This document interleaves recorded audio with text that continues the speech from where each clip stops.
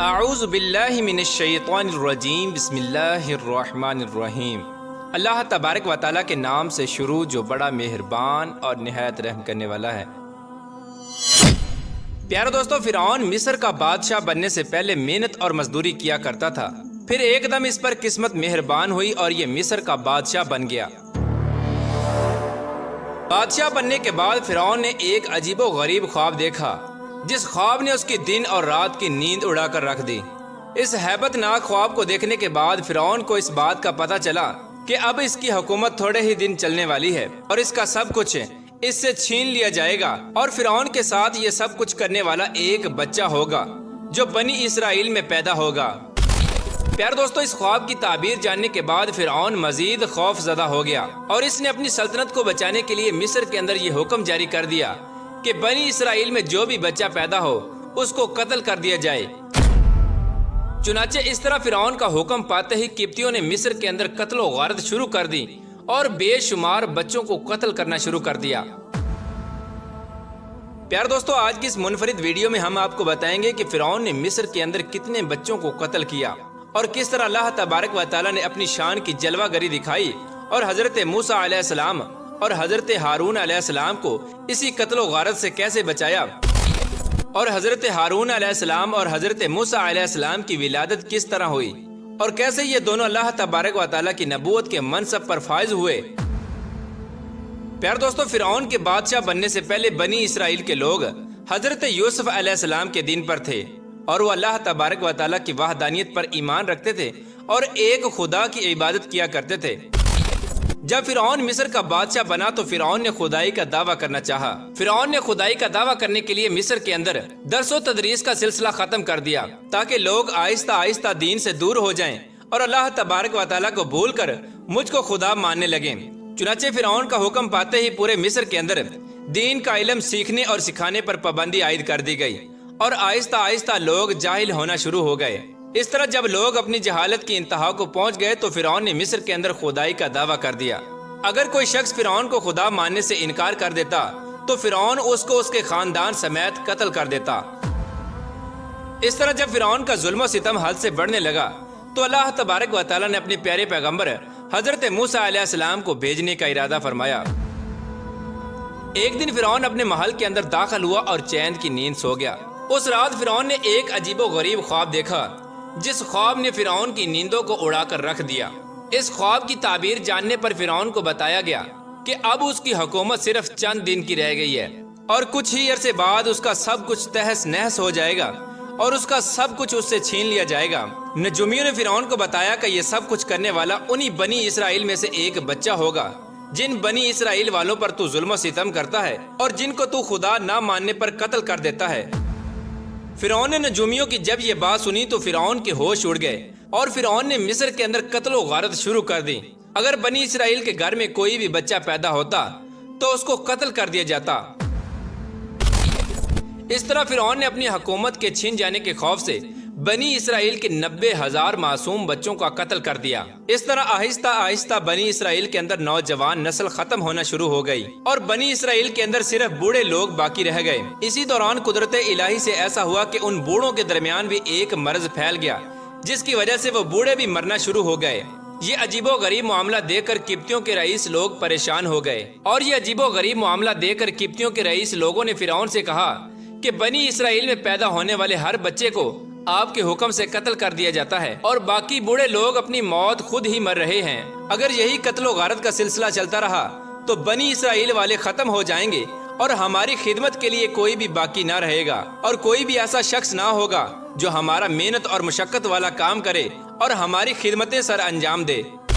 اس طرح فرعون نے اپنے حواریوں کی بات سن کر ہوش کے ناخن لیے اور سوچنے پر مجبور ہو گیا کہ اگر بنی اسرائیل میں پیدا ہونے والے تمام بچوں کو اسی طرح قتل کیا جاتا رہا تو ان کے علاوہ محنت اور مشقت والا کام کون کرے گا اور ہماری خدمتیں کون سر انجام دے گا۔ اگر بنی اسرائیل کے نوجوان نہ بچے تو یہ تمام کے تمام کام ہم کو خود ہی کرنے پڑیں گے۔ اس طرح تمام قبطی رئیسوں اور فرعون کی مشاورت کے بعد یہ بات طے پائی کہ 1 سال بنی اسرائیل کے بچوں کو قتل کیا جائے اور 1 سال میں پیدا ہونے والے بچوں کو چھوڑ دیا جائے تاکہ وہ ہماری خدمت پر مامور ہو سکیں۔ اور ہمارے بھاری بھرکم کام کر سکیں۔ اس طرح بنی اسرائیل کے اندر نوجوان بھی باقی رہیں گے جو ہماری خدمت کریں گے، اور ان کی تعداد اتنی زیادہ بھی نہ ہوگی جو ہمارا مقابلہ کر سکیں اور ہماری حکومت کو نقصان پہنچا سکیں۔ چنانچہ فرعون کی مشاورت کے بعد یہ قانون مصر کے اندر نافذ کر دیا گیا۔ 1 سال میں پیدا ہونے والے بچوں کو قتل کر دیا جاتا اور دوسرے سال میں پیدا ہونے والے بچوں کو چھوڑ دیا جاتا جو فرعون کی خدمت پر مأمور کر دیے جاتے۔ اسی دوران اللہ تبارک و تعالیٰ کی قدرت اور حکمت کا ظہور اس طرح ہوا کہ حضرت موسیٰ علیہ السلام کی والدہ کو ایک حمل اس وقت ہوا جب بچوں کو زندہ چھوڑنے کا سال تھا۔ اس مدت کے دوران حضرت ہارون علیہ السلام اس دنیا کے اندر تشریف لائے۔ اس طرح فرعونی قانون کی روح سے حضرت ہارون علیہ السلام کے لیے کوئی بھی خطرہ نہ تھا کہ ان کو قتل کیا جائے گا، اور اس طرح اللہ تبارک و تعالیٰ نے اپنی حکمت سے حضرت ہارون علیہ السلام کو اس قتل و غارت سے بچا لیا۔ چنانچہ جب حضرت موسیٰ علیہ السلام کی ولادت کا وقت قریب آیا تو یہ وہ سال تھا جس سال میں پیدا ہونے والے بچوں کو قتل کر دیا جاتا۔ چنانچہ جب حضرت موسیٰ علیہ السلام کی ولادت ہو گئی تو حضرت موسیٰ علیہ السلام کے گھر میں ایک دائیہ عورت آئی۔ یہ دائیہ وہ عورت تھی جس کو فرعون نے بنی اسرائیل کی عورتوں پر مقرر کر رکھا تھا تاکہ وہ چیک کرے کہ بنی اسرائیل میں جب بھی کوئی بچہ پیدا ہو تو اس کی فوراً اطلاع دی جائے اور اس کو قتل کر دیا جائے۔ اس وقت اللہ تبارک و تعالیٰ کی قدرت کا یہ جلوہ نظر آیا کہ جب حضرت موسیٰ علیہ السلام کی ولادت ہوئی تو آپ کی دونوں آنکھوں کے درمیان نور کی کرنیں چمک رہی تھیں۔ اس طرح حضرت موسیٰ علیہ السلام کے نور کو دیکھتے ہی اس دائیہ کے جسم کا ہر جوڑ کانپنے لگا اور اس کے جسم پر لرزہ طاری ہو گیا، اور قدرت الہی سے اس دائیہ کے دل میں حضرت موسیٰ علیہ السلام کے لیے محبت ڈال دی گئی۔ فرعون کی طرف سے مأمور کی گئی اس دائی نے حضرت موسیٰ علیہ السلام کی والدہ سے کہا کہ اے عورت، میں تو اس بچے کو قتل کرنے کے لیے آئی تھی، لیکن اس کو دیکھتے ہی اب مجھے اس سے شدید محبت ہو چکی ہے، اسی لیے تو اپنے بچے کو فرعونیوں سے محفوظ کر لے۔ چنانچہ حضرت موسیٰ علیہ السلام کی والدہ کو یہ بات کہہ کر وہ دائی حضرت موسیٰ علیہ السلام کے گھر سے چلی گئی۔ اس کے بعد فرعون کے کچھ جاسوس حضرت موسیٰ علیہ السلام کے دروازے پر پہنچ گئے۔ چنانچہ حضرت موسیٰ علیہ السلام کی بہن نے جب فرعونی جاسوسوں کو آتے ہوئے دیکھا تو حضرت موسیٰ علیہ السلام کی بہن نے اپنی والدہ سے کہا کہ فرعونی جاسوس آ رہے ہیں۔ اس وقت حضرت موسیٰ علیہ السلام کی والدہ گھبرا گئیں اور ان کو کچھ سمجھ نہیں آ رہا تھا کہ وہ کیا کریں۔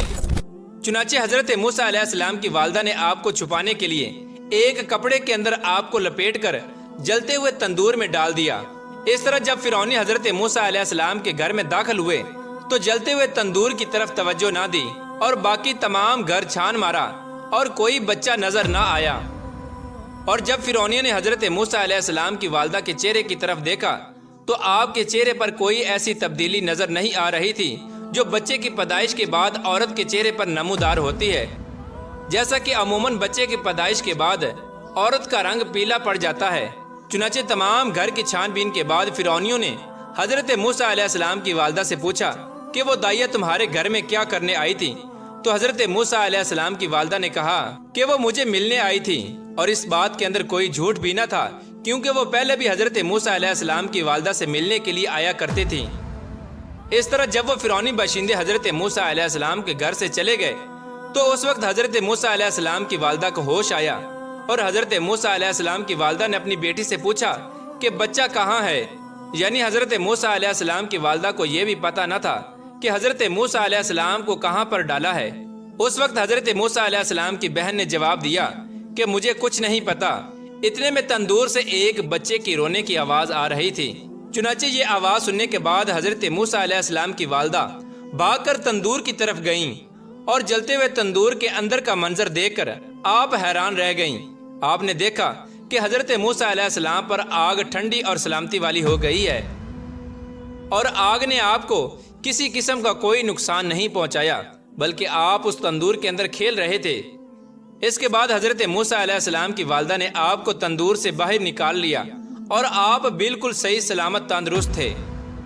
اس طرح اللہ تبارک و تعالیٰ نے اپنی شان کی جلوہ گری دکھائی اور ان دونوں بچوں کو فرعون کی قتل و غارت سے بچا لیا، اور یہ دونوں بچے بڑے ہو کر اللہ تبارک و تعالیٰ کے مقرب پیغمبر بنے۔